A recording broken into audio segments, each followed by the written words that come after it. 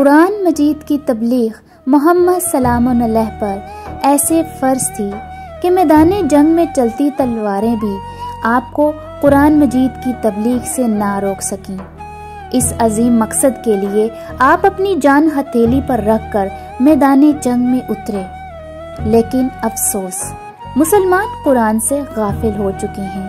آج نہ میدان جنگ ہے اور نہ سروں پر لٹکتی تلواریں۔ امت مسلمہ آج قرآن چھوڑ کر ایسی کتابوں اور حدیثوں کی تبلیغ کر رہی ہے جس کے لیے محمد سلام علیہ اور صحابہ کرام رضوان اللہ علیہم اجمعین کبھی میدان جنگ میں اترے ہی نہ تھے۔